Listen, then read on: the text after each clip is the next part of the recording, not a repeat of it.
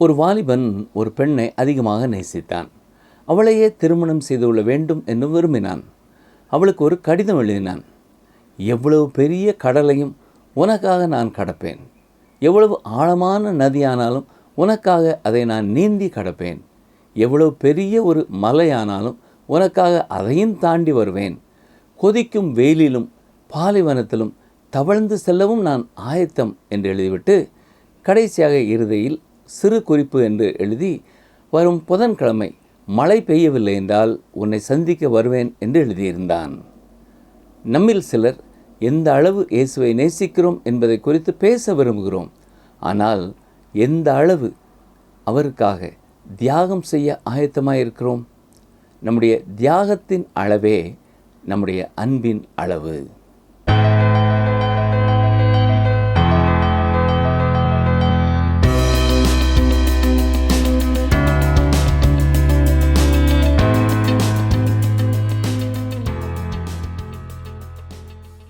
வேத ஆராய்ச்சி நிகழ்ச்சிக்காக காத்திருக்கும் உங்களை இயேசு கிறிஸ்துவின் இனிய நாமத்தினாலே வாழ்த்தி வரவேற்கிறோம்.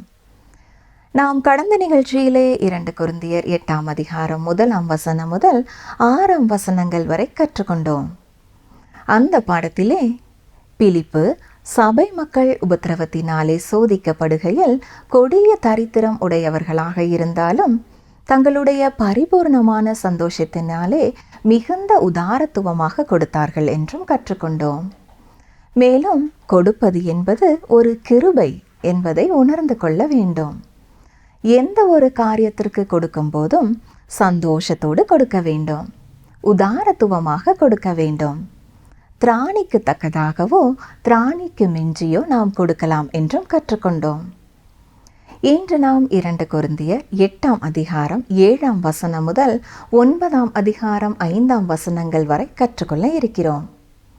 இந்த பாடத்திலே கர்த்தருடைய பணிக்கு நாம் எவ்வளவு கொடுக்கிறோம்? கொடுக்க வேண்டும் என்பது ஒரு கட்டளையா? நாம் எந்த அளவு அதிகமாக இயேசுவை நேசிக்கிறோம் என்பதை ஆழமாக கற்றுக்கொள்ள தொடர்ந்து எங்களுடன் இணைந்திருங்கள்.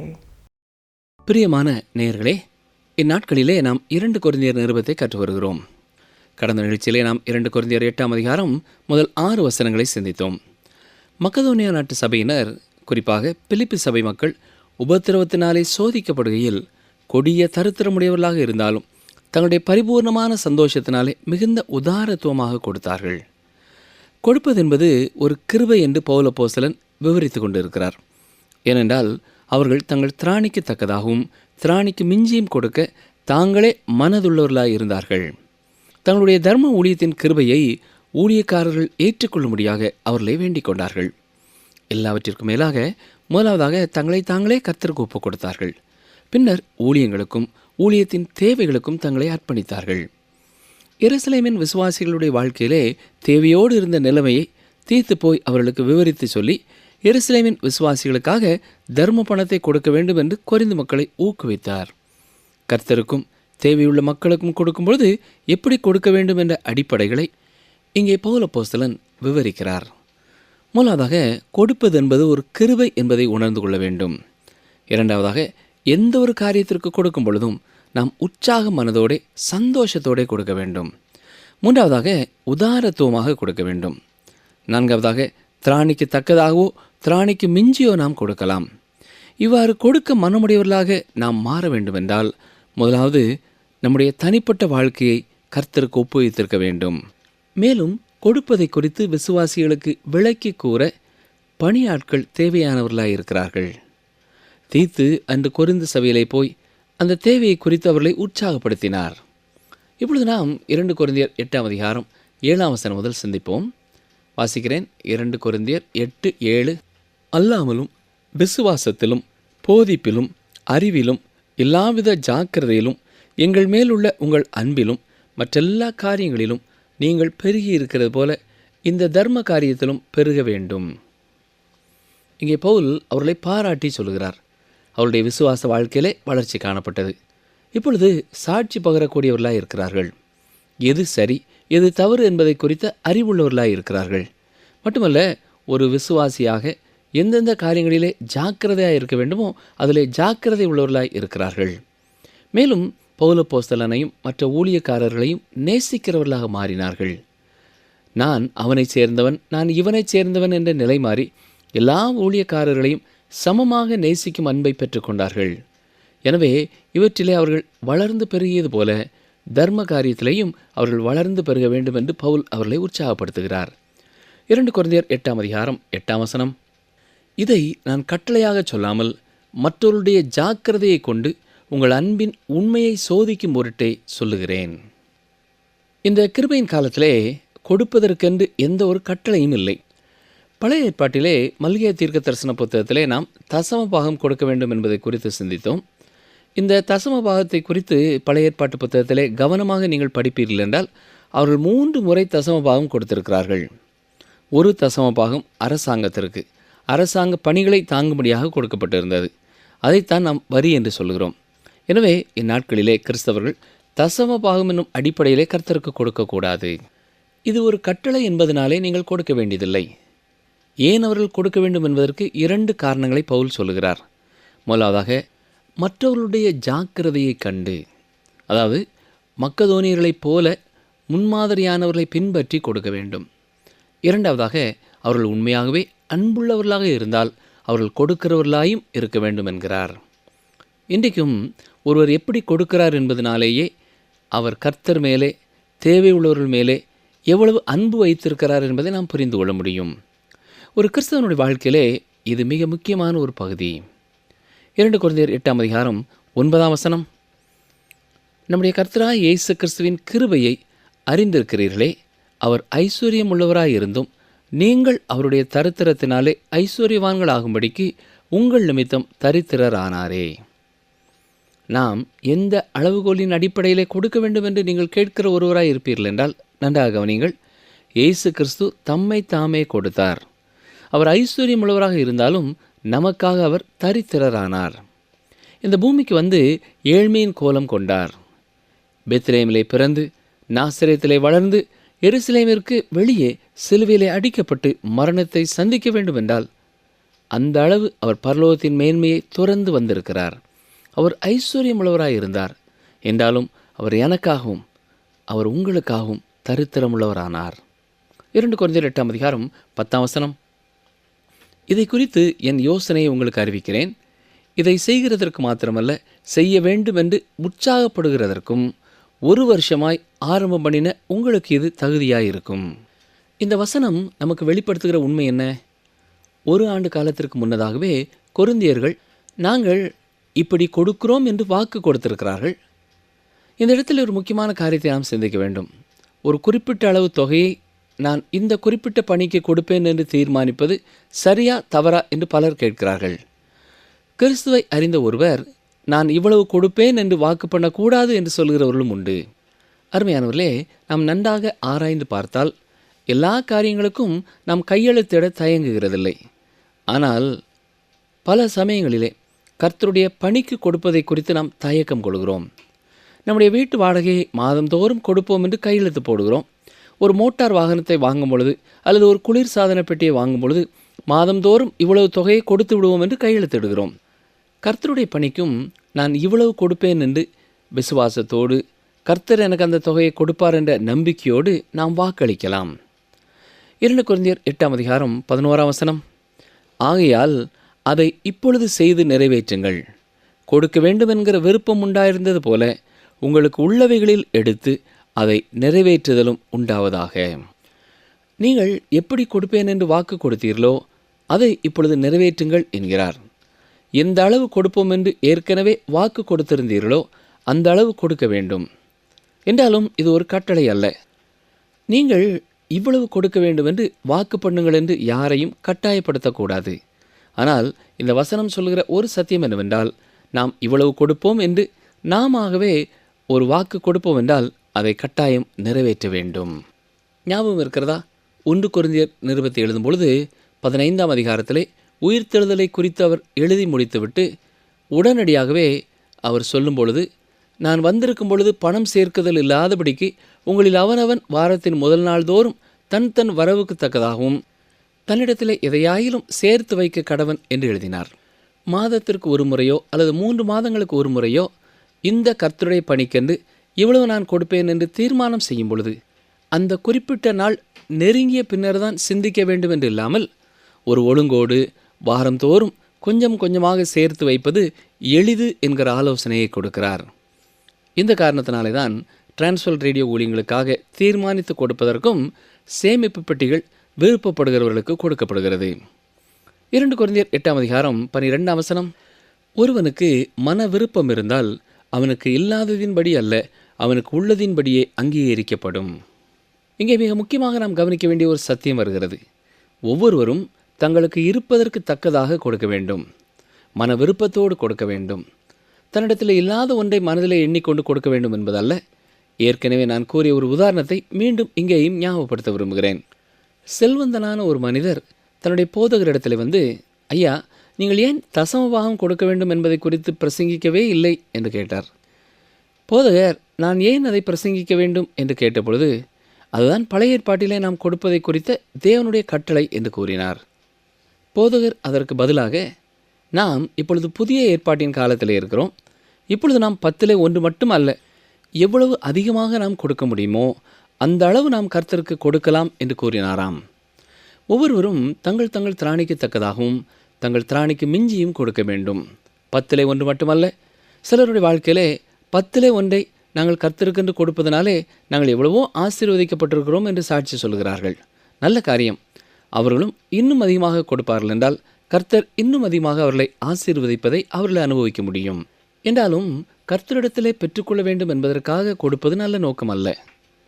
ஆண்டோர் மேலே உள்ள அன்பின் அடிப்படையிலேயும் எல்லாரும் கர்த்தரை அறிந்து கொள்ள வேண்டும் என்ற வாஞ்சியுடனும் விசுவாசிகள் தரித்திர நிலைமையிலே இல்லாமல் தேவைகள் சந்திக்கப்பட்டவர்களாக வாழ வேண்டும் என்ற எண்ணத்துடனும் கொடுக்க வேண்டும்.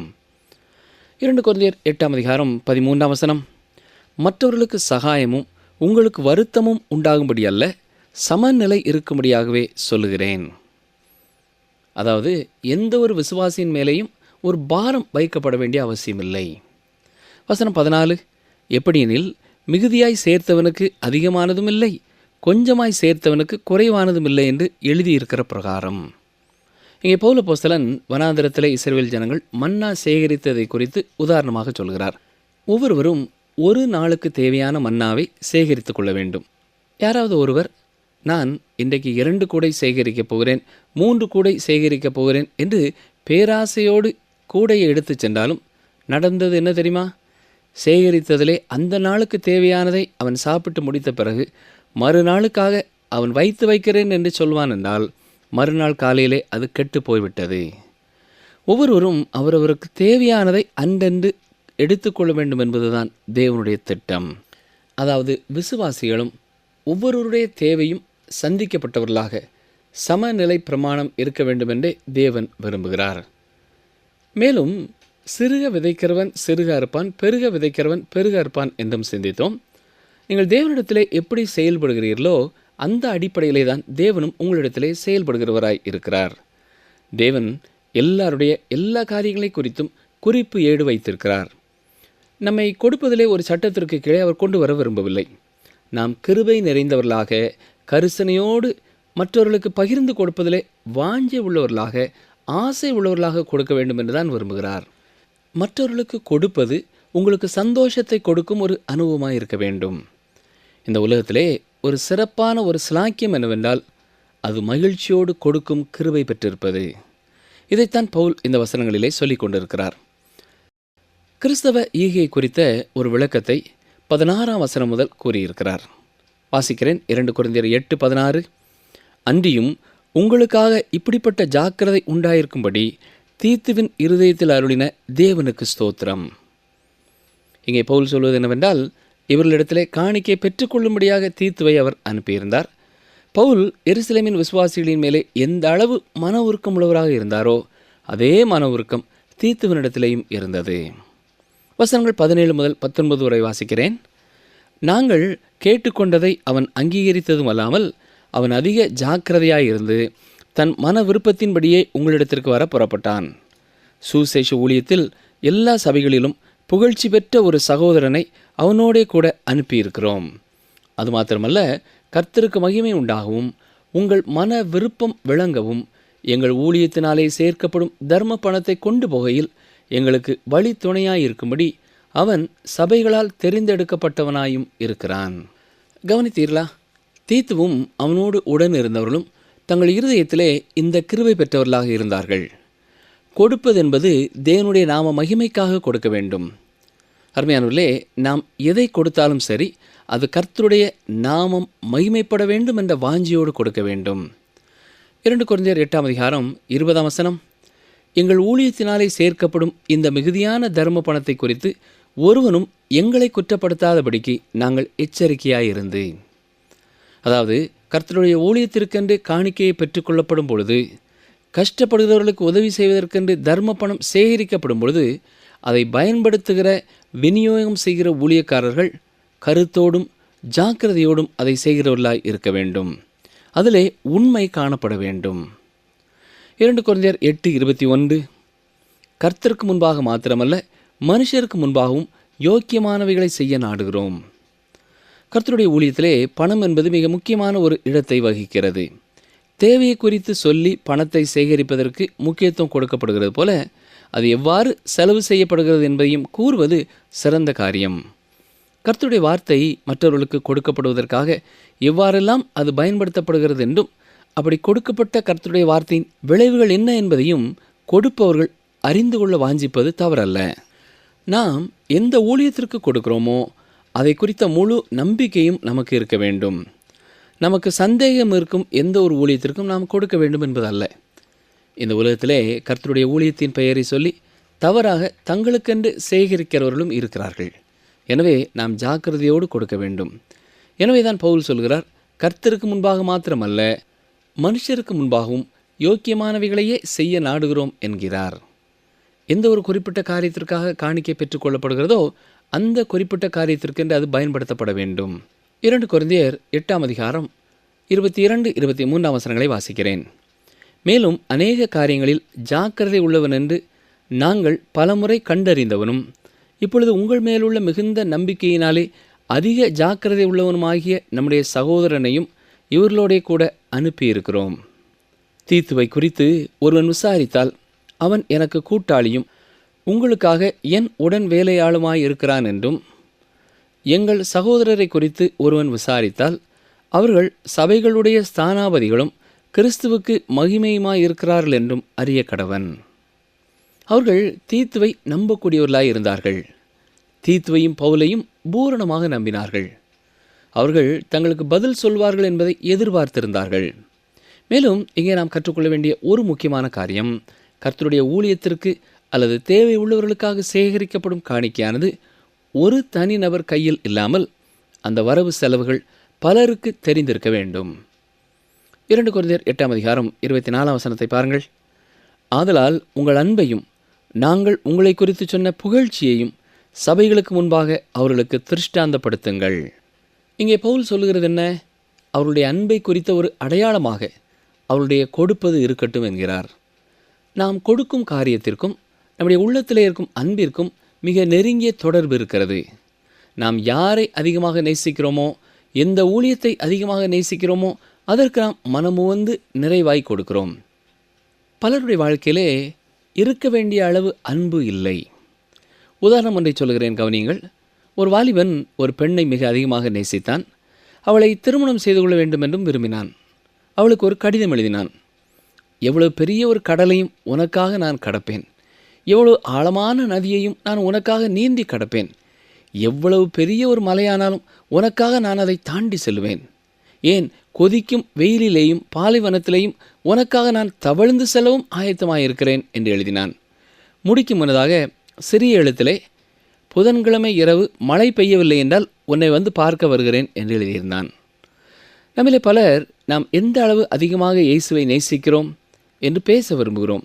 ஆனால் எந்த அளவு தியாகம் செய்ய ஆயத்தமாயிருக்கிறோம்? நம்முடைய தியாகத்தின் அளவே நம்முடைய அன்பின் அளவு. உங்கள் அன்பை கொடுப்பதிலே நீங்கள் நிரூபியுங்கள் என்று சொல்லுகிறார். பிரியமான சகோதரனே, சகோதரியே, நாம் தேவை உள்ளவர்களுக்கும் கர்த்தருடைய ஊழியங்களுக்கும் எவ்வாறு கொடுக்கிறோம்? தியாகத்தோடு கொடுக்கிறோமா? உற்சாகத்தோடு கொடுக்கிறோமா? மனமோந்து கொடுக்கிறோமா? இப்பொழுது நாம் 9ஆம் அதிகாரத்திற்குள்ளே கடந்து செல்கிறோம். 8வது அதிகாரத்திலே பேசிக்கொண்டிருந்த அதே கருத்தைத்தான் 9வது அதிகாரத்திலேயும் தொடர்கிறார். 8வது அதிகாரத்திலே சொல்லும் பொழுது கொடுப்பது எப்படி ஒரு கிருபை என்பதை விவரித்தார். இப்பொழுது கிறிஸ்தவ ஈகை என்றால் என்ன என்பதை குறித்து பேசுகிறார். 2 கொரிந்தியர் 9ஆம் அதிகாரம் முதல் 4 வசனங்களை வாசிக்கிறேன். பரிசுத்தவான்களுக்கு செய்ய வேண்டிய தர்ம காரியத்தை குறித்து நான் அதிகமாக உங்களுக்கு எழுத வேண்டுவதில்லை. உங்கள் மன விருப்பத்தை அறிந்திருக்கிறேன். அகாயாவில் உள்ளவர்கள் 1 வருஷமாக ஆயத்தமாயிருக்கிறார்கள் என்று நான் மக்கேதோனியருடனே சொல்லி உங்களை புகழ்ந்தேனே. உங்கள் ஜாக்கிரதை அநேகரை எழுப்பிவிட்டதும் உண்டு. அப்படியிருந்தும் உங்களை குறித்து நாங்கள் சொன்ன புகழ்ச்சி இந்த காரியத்தில் வீணாய் போகாமல் நான் சொன்னபடி நீங்கள் ஆயத்தப்பட்டவர்களாயிருப்பதற்கு இந்த சகோதரரை அனுப்பினேன். மக்கதோனியர் என்னுடனே கூட வந்து உங்களை ஆயத்தப்படாதவர்களாக கண்டால் இவ்வளவு நிச்சயமாய் உங்களை புகழ்ந்ததற்காக நீங்கள் வெட்கப்படுவீர்கள் என்று நாங்கள் சொல்லாமல் நாங்களே வெட்கப்பட வேண்டியதாயிருக்கும். பவுலப்போஸ்தலன் மற்றவர்களிடத்திலே அகாயாவில் இருக்கிறவர்கள் 1 வருஷமாக ஆயத்தமாக இருக்கிறார்கள் என்று நான் மக்கதோனியா நாட்டிலே உங்களை குறித்து புகழ்ந்தேன். ஆனால் நீங்கள் எதையுமே கொடுக்காதவர்களாக இருப்பீர்கள் என்றால் அது எனக்கு வெட்கத்தை உண்டு பண்ணும் ஒரு காரியமாக இருக்கும். உதாரத்துவமான ஈகையே எந்த ஒரு திருச்சபையையும் பரிசோதிக்கும் சோதனை குழாயாக இருக்கிறது. பொதுவாகவே ஆவிக்குரிய சபைகள் கொடுப்பதிலே மிக உதாரத்துவம் உள்ளவர்களாக இருக்கிறார்கள். ஆவிக்குரிய வாழ்க்கையிலே எழுப்புதலற்ற சபைகள் கொடுப்பதிலும் குறைவுபட்டவர்களாக இருக்கிறார்கள். எனவே ஒரு திருச்சபையின் ஆவிக்குரிய ஒரு நிலைமையை அவர்கள் கொடுப்பதிலிருந்து புரிந்து கொள்ள முடியும். எருசலேமில் இருக்கிற விசுவாசிகளுக்காக தாங்கள் ஒரு தொகையை கொடுப்போம் என்று கொரிந்து சபையினர் ஏற்கனவே வாக்கு கொடுத்திருந்தார்கள். அப்படி வாக்கு கொடுப்பது அவர்களுக்கும் கர்த்தருக்கும் இடையே உள்ள காரியம்.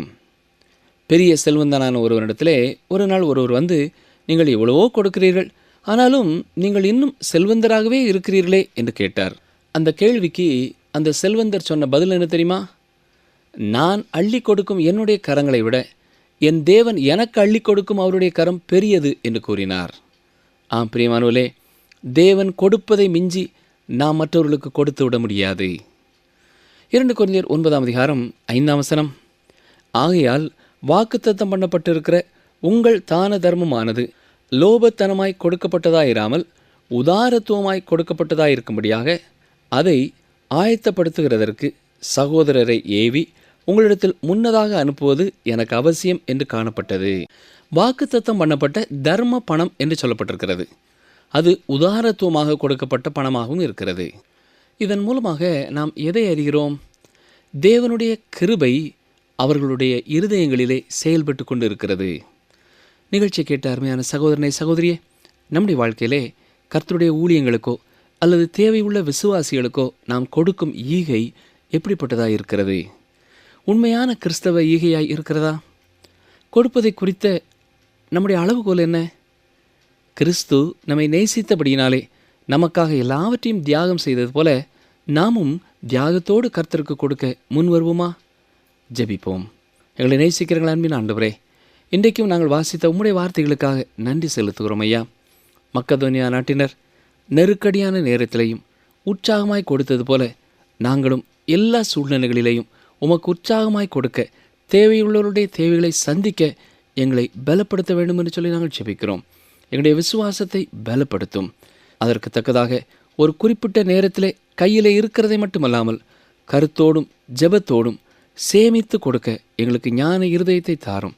இயேசு கிறிஸ்துவின் வல்லமையுள்ள நாமத்தினாலே ஜெபிக்கிறோம் பிதாவே, ஆமேன். அன்பர்களே, இன்று நாம் கற்றுக்கொண்ட சத்தியங்களை சற்று ஞாபகப்படுத்திக் கொள்வோமா? இயேசு கிறிஸ்து தன்னை தானே கொடுத்தார்.